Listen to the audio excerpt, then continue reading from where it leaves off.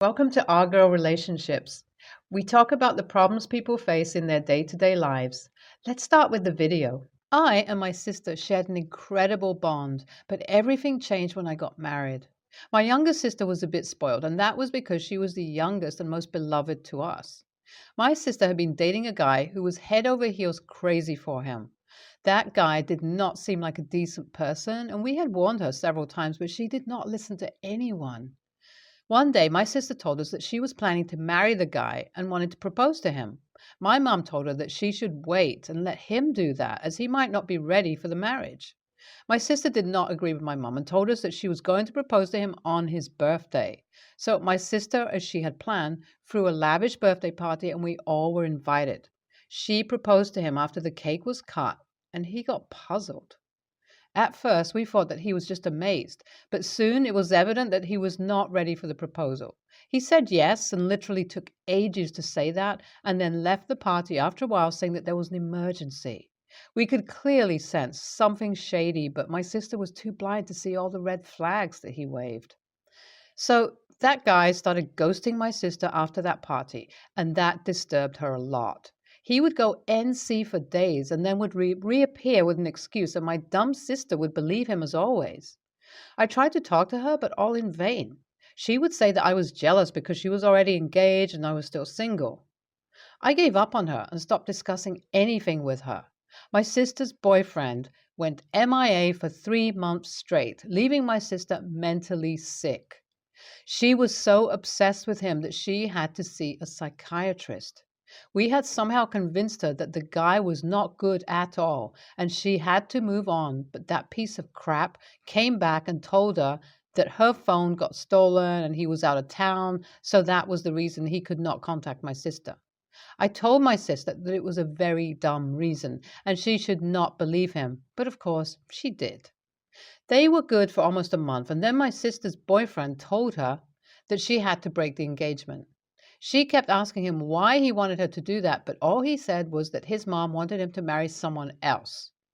And it was necessary for his future as the party was rich and well established.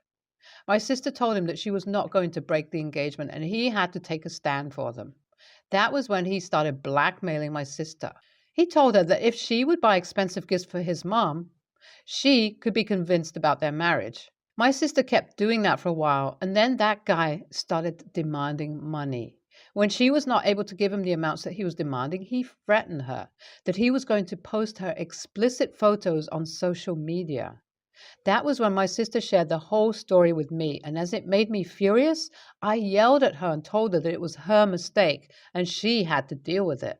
We shared the whole situation with our parents, who were as furious as I was to know about that. They asked my sister why she had not told us when he had started acting like that. My dad filed a report against her, and we had a lot of evidence against him, so it was easy to get behind the bars. When I started dating my husband, my sister asked me how could I trust someone like that and date him without knowing much about him. I knew it was her experience that had left a mark, so I did not mind at all and did not even listen to her, but her behavior got worse with time. When I told my family that my husband had proposed to me, she was enraged and asked me how could I even think of getting married when my sister was going through a heartbreak. I told her that it was my life and I could not wait for her to get over her piece of crap. She told everyone that she was not going to attend my wedding. I did not pay any attention to her and started the wedding preparations. I got married and my sister literally did not attend. She moved out of our parents' house saying that we were insensitive and did not care for her. Last week, I called her to tell her that I was expecting. I was very excited and had already called my family and thought my sister might love to know that. But she asked me how I dared to call her and cursed me, saying that I was going to give birth to a dead baby. I lost my temper and told her that she deserved to be going through all of that and that no one is ever going to accept a psycho like her. AITA? So my sister called our parents and told them what I had said to her. She did not tell them what she had said, and I could not believe her. My mom was very furious and asked me how could I say that to her. I told her the whole story and also that she could call her at my parents' place and we could talk face to face. My mom told me that she was going to call my sister and then would talk to me again. When my mom called me, after a while, she said that my sister denied whatever she said to me when I told her about my pregnancy. I was shocked and told my mom that she had to invite us to her place to sort things out. When I went to her place, my sister was already there and my mom was angry. She asked me, how could I say those things to my sister and then blame her for everything? All of us started arguing, and the discussion turned out to be a fight. My dad arrived and told us to leave everything and go back to our homes, as he was sick of our catfights. I left immediately and have not contacted my family until now. Here I am with an update. My sister's behavior and mental health got better, and she started behaving normally. Her anger issues got better, and she even apologized to me for being mean and rude. She told me that she was suffering and that made her jealous of me as I was living a life that she dreamt of living. I had no hard feelings for her and told her everything was all right. Okay, so my daughter, who is almost 3 years old now, goes to my sister's place with her to stay for a day as they both are much attached. My daughter was with my sister last weekend while I was at work. My sister sent a video of my daughter holding a broom and sweeping the floor. My sister was yelling at her like someone would yell at a maid and was telling her to clean properly. My daughter seemed scared, and she even started crying at the end of the video. I asked my sister what was going on, and she said that they were playing. Is it normal? Why do I feel like my sister is still not mentally stable and still feels jealousy? I could not trust her with my daughter anymore. So, as most of you guys commented, I confronted my sister and asked her why she was doing that to my daughter. She told me that I was thinking too much and that they were only playing. She also said that my daughter loved holding a broom and roaming around her house acting like she was cleaning. Just to mention that my daughter does not do that at home. I told my sister that it seemed like she was forcing her to do that, and my daughter even cried in the end. Just like my sister does every time, she told our mom about that, saying that I was doubting her love for my daughter. I showed my mom the video and asked her if she could sense what my sister was doing. My mom scolded my sister and told her that she was being a bit abusive towards my daughter. My sister told us that we had gone crazy and left. So my sister took it to her heart and sent CPS to my place, reporting that I was torturing my daughter because I was psychotic. When I asked the team who sent them, they told us that the report wanted to stay anonymous. I at once guessed it was my sister and called her right there. She laughed hysterically when I asked her if she had sent CPS. I told the team that my sister had lied and then showed them the video. The team told me that they were going to take any action against my sister and that I should also report to the police as the video was enough evidence. I did the same and provided the video too to the police. The case is processing and my sister is already in a huge problem. NTA. OP should not have trusted her sister after whatever she had done. OP was a very cooperative sister but had to take a stand against her sister. OP should have reported to the police even before her sister had sent the CPS. At last, there is an OP who is not giving chances and is suing the crazy a-hole. NTA. OP's sister was such an a-hole, like it was her who chose to stick to that bullshit of a boyfriend even when everyone was warning her about him. And when she was suffering heartbreak, who told her that she was entitled to make everyone else suffer too? She seemed senseless from the start and literally proved to be in the end. I have a fairly successful real estate company. About 15 years ago, I was engaged and she cheated on me, and following that, I changed my will so that my sisters and my nieces, nephews would inherit what I have after I pass, because I decided to never have a partner ever again. My sisters only knew that I changed my will because my dumbass told them this whilst drunk at an NYE party in 2007. About 6 years ago, I met Anna. We ended up in the same ward after having cancer treatments and started talking, and things went from there. I am not ashamed to admit that I think she's the bee's knees. We've been together ever since, and my family is aware of this, but have been unwelcoming to Anna for reasons that have never been clear. There's no significant age difference, we are all pale skinned, no religion issues, etc. However, I figured it out recently when one of my sisters approached me and asked whether I wanted input as to which college her eldest was going to. I was confused as to why it involved me, and she explained that, of course, I would be paying for it. I was shocked and asked why she thought this, and she explained that I had said I would leave everything to them 15 years ago. I laughed and pointed out that at the time I was 24 and heartbroken, and my sister and her husband were well off and should be supporting their own child, not asking me to. My sister went off about how Anna was stealing me and my money, assets, away from the family, and how we have no children, so I should support my sister's children. I said that, of course, Anna would inherit from me as she is my spouse, and that my sister needs to take her demanding attitude elsewhere. Not to mention that at 39 and 37, it's entirely possible for Anna and I to have kids. Yet, and whether we did was none of my sister's business. We haven't spoken since, and my other sister is mad at me for leading them on for 15 years. I feel like I might be at fault here because I can see how they could assume that, but also, why do they take my drunken word for it and never bring it up since?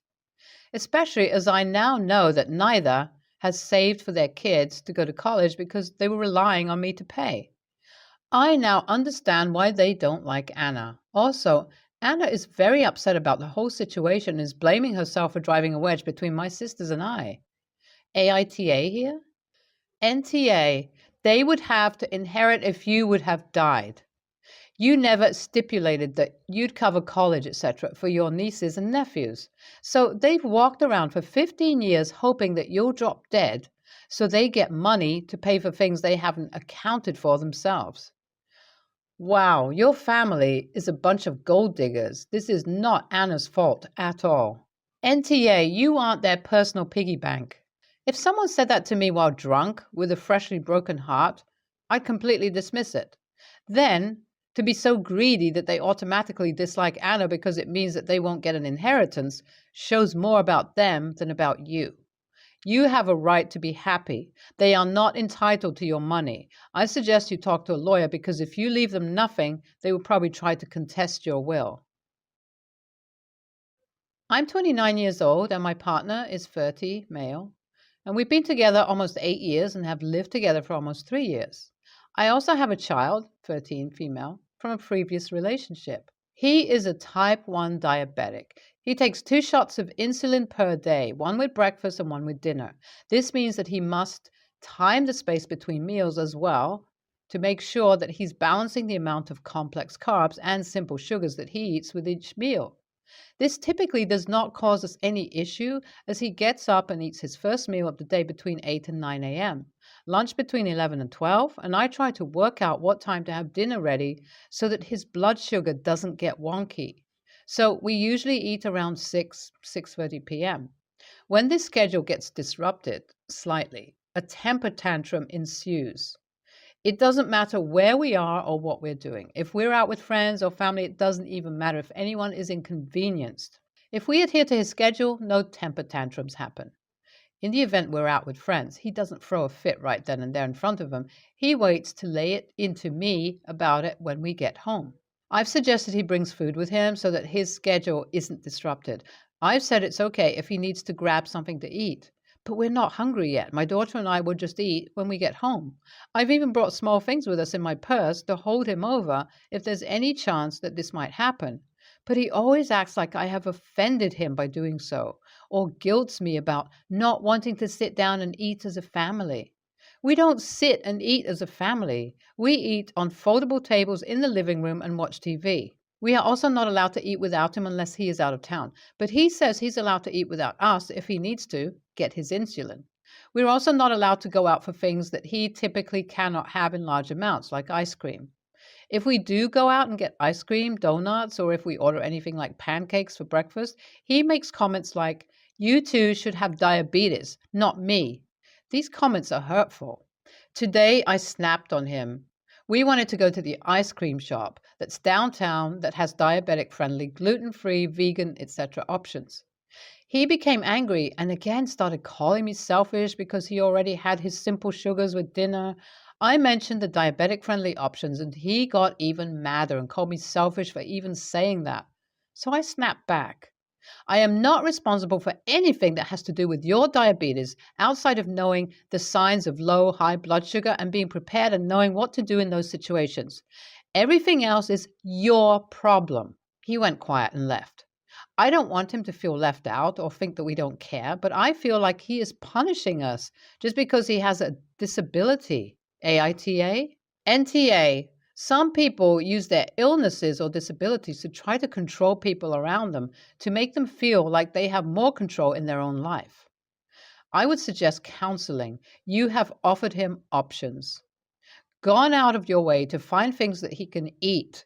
You're definitely NTA. NTA, but I'm not sure that he is 100% TA either. His treatment plan went out in the 80s, and I'm appalled that he's still on that treatment. If he doesn't have insurance and can't afford a pump, then he should at least be doing intensive insulin therapy with pens. Does he see an endocrinologist? Has he ever done diabetes training? Him saying he needs to eat to get his insulin suggests he doesn't have the slightest bit of diabetes training and has no clue what he's talking about. His treatment plan sounds like something a typically ignorant GP would give a diabetic while refusing to refer him to a specialist. He needs a specialist. Type 1 diabetes is a complex disease requiring complex treatment, and GPs don't know crap about it. OP diabetics whose disease is poorly controlled have terrible mood swings and tend to act out. Him tantruming whenever his schedule is disrupted could be the result of blood sugar swings causing mood swings. However, it's not okay for him to treat you and your child this way. Two things need to happen. Find the best diabetes specialist in your area, endocrinologist specializing in diabetes, and get him an appointment. Go with him and lay out his behavior as well as his treatment plan. Ask about diabetes training and intensive insulin therapy and what hoops you have to jump through to get him on a pump. Whilst this is being done and he's getting a better plan in hand, have a series of conversations with him about how he can no longer use his disability to control you and your daughter. Set healthy boundaries and set consequences for crossing them, and then hold him to it.